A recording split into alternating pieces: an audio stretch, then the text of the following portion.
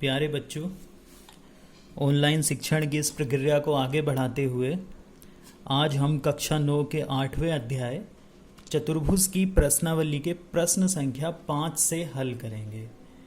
आइए देखते हैं प्रश्न संख्या 5 कि उस प्रश्न में हमें क्या करना है।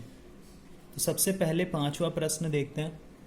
इसमें कह रहा है दर्शाइए कि यदि एक चतुर्भुज के विकर्ण बराबर हो, मतलब एक ऐसा चतुर्भुज है उसके विकर्ण जो है वो बराबर है और परस्पर लंब समद्विभाजित करते हैं। लंब समद्विभाजित मतलब एक दूसरे को समकोण पर काटते हैं। तो हमें यह सिद्ध करना है कि वह जो वर्ग है, वह जो चतुर्भुज है वह वर्ग होगा। फिर से पढ़ लेते हैं एक बार इस क्वेश्चन को कि चतुर्भुज के विकर्ण बराबर हों और परस्पर लंब समद्विभाजित करें। मतलब चतुर्भुज जो है उसके विकर्ण बराबर भी हैं और परस्पर लंब समद्विभाजित भी करते हैं। तो हमें यह बताना है कि वह जो चतुर्भुज है वो वर्ग है। तो सबसे पहले हम एक चतुर्भुज ABCD का चित्र बनाते हैं और उसके बाद इसके विकर्णों को मिलाते हैं। पहले विकर्ण BD को मिला लेंगे और फिर विकर्ण AC को मिला लेंगे। ये हमने BD मिलाया और वैसे ही हम इसका विकर्ण बच्चों AC मिला लेंगे। मान लिया दोनों विकर्ण एक दूसरे को बिंदु O पर प्रतिच्छेद करते हैं। चूंकि लंब समद्विभाजित करते हैं इसलिए हमने समकोण का चिन्ह लगा दिया। विकर्ण बराबर है, जितना OA होगा उतना ही OC होगा, उतना ही OB होगा, उतना ही OD होगा। क्यों होगा? क्योंकि दोनों विकर्ण बराबर है। जब पूरे पूरे विकर्ण बराबर होते हैं तो आधे आधे भी बराबर होंगे। अब कुल मिला के हमें इस चतुर्भुज को वर्ग सिद्ध करना है। तो वर्ग सिद्ध करने के लिए हम इस काम को 3 स्टेप में करेंगे। सबसे पहला काम ये होगा कि हम इस चतुर्भुज को एक समांतर चतुर्भुज सिद्ध करें। दूसरा काम हम ये करेंगे कि इसकी जो आसन्न भुजाएं हैं उनकी लंबाई बराबर है। और फिर तीसरा काम हम ये करेंगे कि इसके जो कोण है वो 90 अंश है। इन 3 स्टेप्स में ये प्रश्न हल होगा। तो चलिए सबसे पहले हम इसमें लिखते हैं दिया है।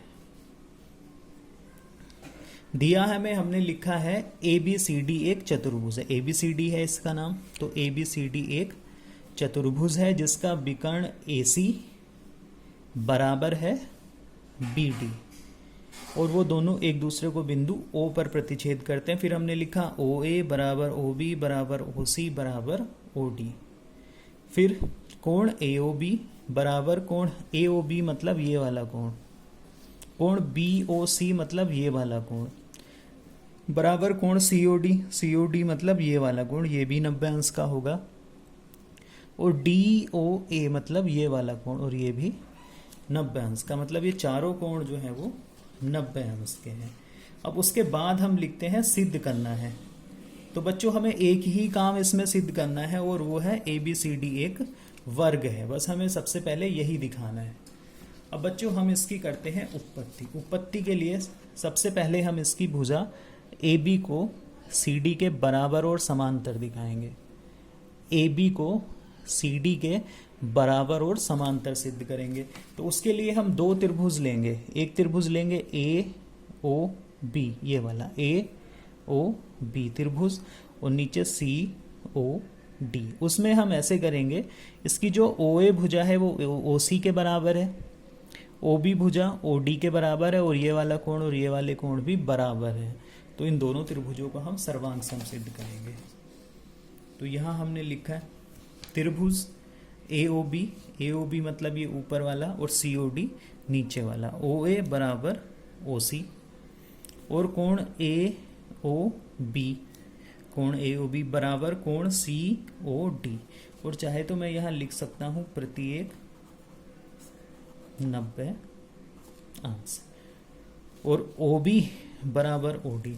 अब बच्चों SAS प्रतिबंध से, SAS मतलब भुजा कोण भुजा प्रतिबंध से ये दोनों त्रिभुज जो हैं वो सर्वांगसम होंगे। त्रिभुज AOB सर्वांगसम त्रिभुज COD।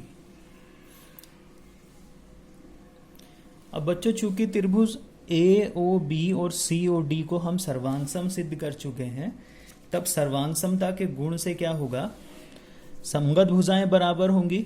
तो जितनी भुजा AB होगी ये वाली उतनी ही भुजा सी डी होगी। तो हमने लिखा ए बी बराबर सी डी, और जितना कोण ये होगा उतना कोण ये होगा, और जितना कोण ये होगा उतना कोण ये होगा। फिर हमने लिखा कोण A B O, A B O मतलब ये वाला कोण, और बराबर होगा फिर ये वाला कोण सी डी ओ। अब यहां हम लिखते हैं ना, अब हम इसमें एकांतर कोण वाली कंडीशन लगाते हैं। ये ए बी और सी डी दो रेखाएं हैं, उन्हें एक तिर्यक रेखा ये बी डी काटती है, उसके द्वारा बने एकांतर कोण बराबर है।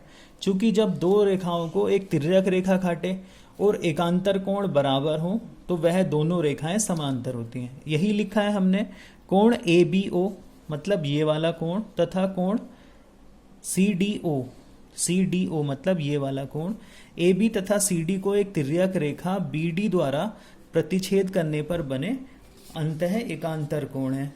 चूंकि एकांतर कोण बराबर है इसलिए ए बी भुजा ये वाली इस सी डी के समांतर होगी।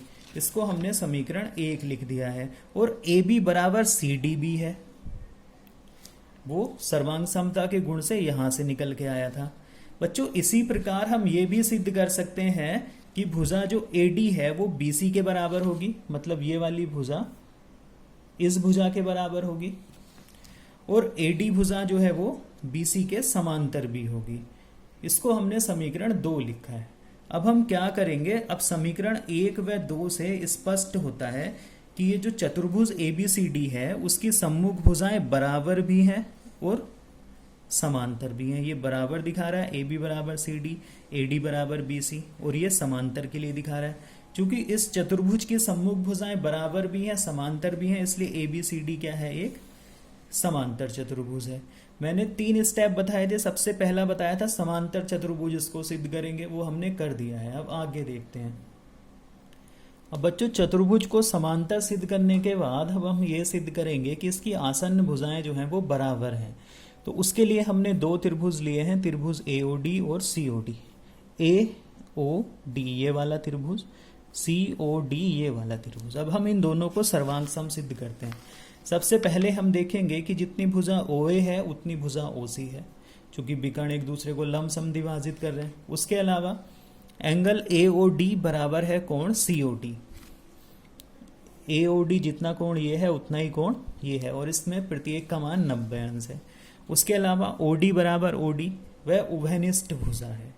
फिर से हमने भुजा कोण भुजा प्रतिबंध लगाया और लिखा त्रिभुज AOD सर्वांग सम त्रिभुज COD, मतलब ये वाला त्रिभुज और ये वाला त्रिभुज सर्वांग सम है। तब हम सर्वांग समता के गुण से क्या लिखेंगे बच्चों, ये वाली भुजा जो है इस वाली भुजा के बराबर होगी, मतलब AD बराबर होगा CD। इसको हमने लिखा समीकरण नंबर 3। अब हम देखते हैं ना समीकरण 1, 2 और 3 से। समीकरण 1 कहती है बच्चों कि AB भुजा जो है वो CD के बराबर है। समीकरण 2 कहती है कि AD भुजा BC के बराबर है, और समीकरण 3 कहती है कि AD भुजा CD के बराबर है। जब हम तीनों समीकरणों से एनालिसिस करेंगे तो हमें मिलेगा कि AB बराबर BC होगा, BC बराबर CD होगा और CD बराबर AD होगा। मतलब चारों भुजाएं जो हैं इस समांतर चतुर्भुज ABCD की वह बराबर होंगी।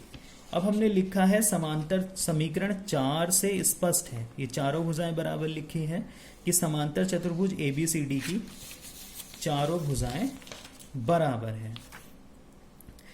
अब चारों भुजाएं हमने बराबर सिद्ध कर दी। अब हमें यह सिद्ध और करना है कि इसमें जो है इसका प्रत्येक कोण 90 अंश का भी है। अब हमने लिया ये वाला त्रिभुज, त्रिभुज ADC और BCD। ADC ये वाला त्रिभुज, इस तरह इसको छिपा लेंगे। जो 2 त्रिभुज नीचे दिख रहे हैं ADC और BCD, तो ADC और BCD में AD बराबर BC, जितनी भुजा AD है उतनी भुजा BC है। ये हम समीकरण 2 में सिद्ध कर चुके हैं। AC बराबर BD, ये उसने दिया ही है हमें क्योंकि दोनों विकर्ण बराबर हैं। उसके बाद DC और DC, ये नीचे वाली भुजा दोनों में उभयनिष्ठ है। तब SSS प्रतिबंध से त्रिभुज ADC और त्रिभुज BCD जो हो गए वो सर्वांग सम होंगे। जब सर्वांग सम होंगे तो फिर हम इसमें सर्वांग समता के गुण लगाएंगे। अब बच्चों त्रिभुज ADC सर्वांग सम है त्रिभुज BCD, मतलब ये ADC इस BCD के सर्वांग सम है। तो सर्वांग समता के गुण से क्या होगा कि जितना कोण ये होगा, ये वाला ADC, उतना ही कोण BCD होगा। इसको हमने समीकरण 5 लिख दिया। अब हमने क्या कहा कि ये जो ABCD एक समांतर चतुर्भुज है और ये वाला कोण और ये वाला कोण दो समांतर रेखाओं के बीच बने हुए आसन्न कोण है और इनका योग होता है बच्चों 180 अंश। तो ADC प्लस कोण BCD बराबर 180 अंश। अब हमने क्या करना है, हमें पता है ACD और BCD बराबर कोण है, तो समीकरण 4 से हमने BCD की जगह भी क्या लगाया, ACD। अब ये हो गया 2 ACD बराबर 180, तो ACD बराबर आया बच्चों 180/2। काट के जो ACD का मान आएगा वह आएगा 90 अंश। अब हमने क्या किया, चूंकि ACD बराबर है 90 अंश और ACD के बराबर है BCD, तो BCD का मान भी 90 अंश होगा। अब चूंकि ABC और ADC भी सम्मुख कोण है इसलिए ABC भी 90 अंश होगा। तो इस प्रकार हमने चारों कोणों का मान 90 अंश निकाला। अतः चारों कोण के मान कितने हो गए बच्चों, ADCB, BCDB, ABC और DAB, ये चारों कोणों के मान है 90 अंश। अब हम क्या करेंगे इसमें, अब बच्चों समीकरण 4 ये है हमारी, इसमें क्या आया था, इसमें चारों भुजाएं बराबर आई थी। ऐसा समांतर चतुर्भुज आया था जिसकी चारों भुजाएं बराबर हो। समीकरण 6 ये है हमारी जिसमें प्रत्येक कोण 90 अंश आ रहा है। तो इन दोनों समीकरणों के आधार पर हम लिखेंगे कि समीकरण 4 एवं समीकरण 6 से स्पष्ट है कि समांतर चतुर्भुज ABCD की चारों भुजाएं समान लंबाई की हैं और प्रत्येक कोण 90 अंश का है। तो ऐसा चतुर्भुज जिसकी चारों भुजाएं समान लंबाई की हो और प्रत्येक कोण 90 अंश का हो उसे बोलते हैं हम वर्ग। तो फिर हम लिखेंगे अतः ABCD एक वर्ग है। बच्चों इस तरह से हम इस प्रश्न नंबर 5 को हल करते हैं। अगले वीडियो में मिलते हैं प्रश्न नंबर 6 के साथ।